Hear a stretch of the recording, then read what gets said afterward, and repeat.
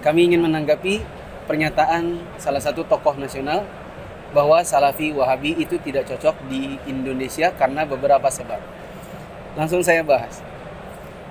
Teman-teman kaum muslimin yang dirahmati Allah, kalau dikatakan Salafi Wahabi itu suka mencomot masjid orang, justru sebenarnya yang seperti itu tidak ada bukti.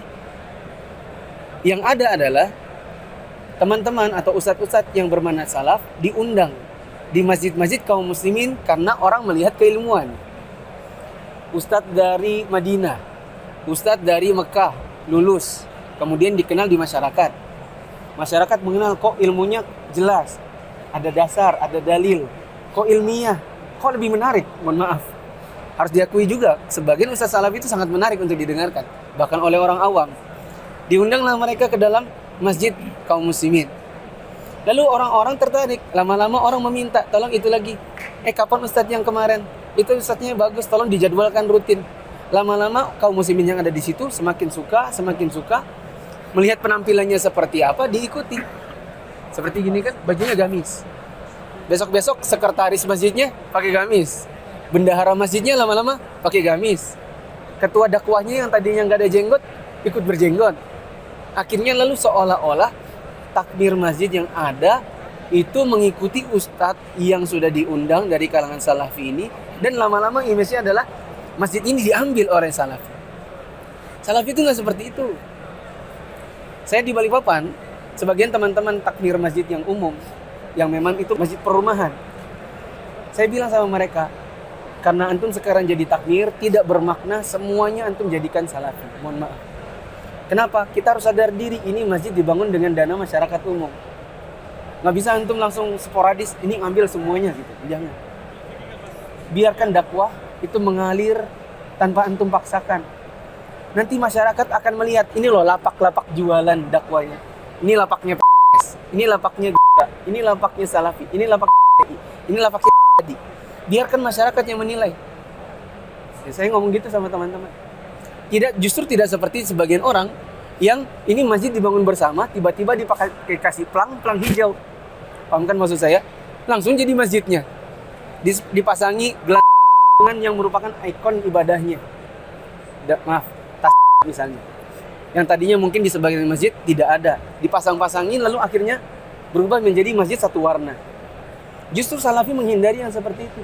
Salafi itu ingin dakwahnya diterima apa adanya tanpa dipaksa.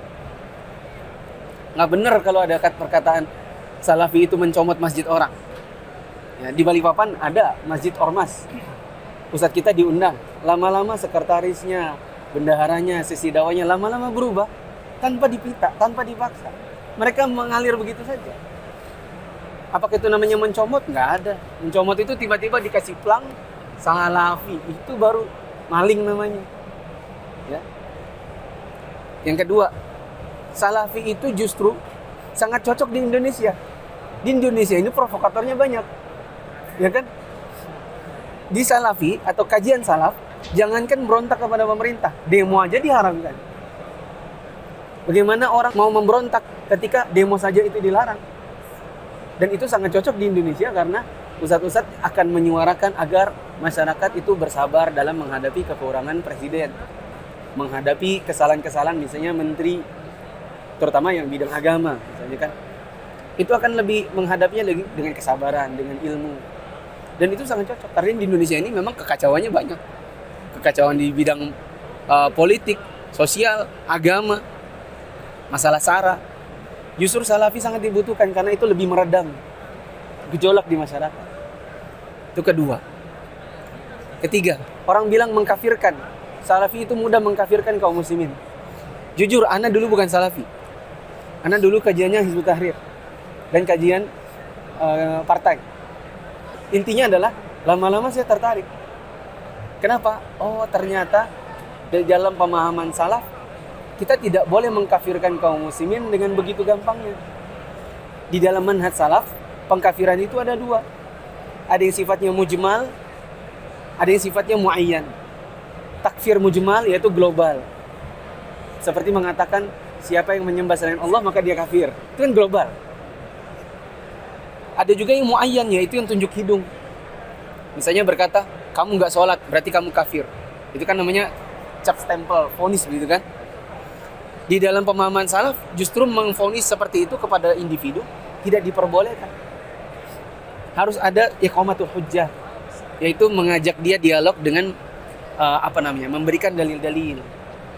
Ada namanya tabayun, nanya dulu, klarifikasi. Ada tasabbut, check and recheck. Nanti pun kalau ternyata orang ini terbukti secara syar'i bahwa dia jatuh ke dalam kekafiran, itu pun tidak langsung ngomong kamu kafir. Ya, singkat kata di dalam manhaj salaf justru orang itu tidak diperbolehkan untuk mengkafirkan kaum muslimin dengan mudah. Begitu. Meskipun secara syar'i kita sudah bisa tahu, oh ini dukun misalnya. Dukun itu jatuh ke dalam kekafiran kan gitu. Menjustifikasi itu sangat dilarang di dalam manhaj salaf bila itu dilakukan secara serampangan. Nah, jadi kalau dikatakan salafi mudah mengkafirkan kaum muslimin, oh nggak punya bukti dan salah, jauh panggang dari api. Justru di dalam pemahaman salaf mengkafirkan dengan mudah itu dilarang. Kalau ada yang bilang, tapi itu salafi apa-apa syirik. Stempel syirik yang disebutkan oleh salafi itu adalah pada perbuatan, bukan pada orang. Misalnya siapa yang menyembah kubur, maka dia syirik. Betul kan? Siapa yang mau menolak? Menyembah kubur bukan menyembah Allah itu adalah kesyirikan. Karena itu betul saja. Adapun pelakunya orang per orang, misalnya kita punya tetangga, dia suka pergi ke kubur, kita nggak tahu dia ngapain. Atau kita pernah tanya, kamu kalau ke kubur ngapain? Oh saya tawasul di situ. Itu nggak langsung, oh musyrik. Nggak ada kayak gitu. Ya, yang ada cuma sekedar penjelasan. Kita kalau ke kubur yang disunahkan adalah memohonkan ampun buat yang dikubur, memohon sesuatu kepada Allah. Kalau kita datang ke situ kemudian kita berkata, wahai kubur, berikan saya rezeki, berikan saya jodoh, maka ini yang disebut dengan syirik. Dan yang dijelaskan adalah perbuatan, bukan stempel orang per orang gitu.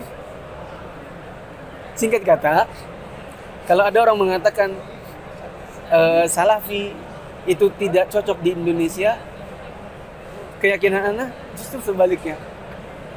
Salafi itu mengajak kaum muslimin untuk beribadah kepada Allah dengan mentauhidkan Allah dan tidak mudah dalam mengkafirkan seseorang. Adapun penjelasan tentang sebuah perbuatan, oh ini kekafiran, oh ini kemusyrikan, yang dimaksud adalah perbuatannya. Adapun individunya tidak seperti itu, tidak serampangan. Yang kedua, di Indonesia itu banyak provokator. Di Indonesia banyak orang yang mengajak kaum muslimin untuk memberontak kepada pemerintah. Pemahaman salaf justru mengajak kaum muslimin untuk meredam gejolak dan menghadapi kesalahan pemerintah dengan lebih kesabaran, dengan doa. Ketiga, dai-dai yang bermanhaj salaf itu dakwah diminta, tidak minta-minta untuk diundang. Kemudian bila akhirnya dakwah mereka diterima kaum muslimin, lalu kaum muslimnya minta lagi dibikinkan kajian rutin, akhirnya masyarakat berubah. Penampilan mereka yang tadinya misalnya sholat hanya pakai baju kaos, sekarang pakai baju gamis. Yang dulunya baju seadanya, sekarang sudah baju yang lebih baik. Yang dulunya celananya terinjak-injak, sekarang celananya di atas mata kaki. Itu semua mengalir apa adanya, tidak pernah diminta, diatur dan seterusnya. Justru sebaliknya, ada sebagian orang masjid-masjid umum tiba-tiba dibikinkan plang, dicap ini adalah masjid kami gitu. Kalau salaf tidak akan melakukannya seperti itu.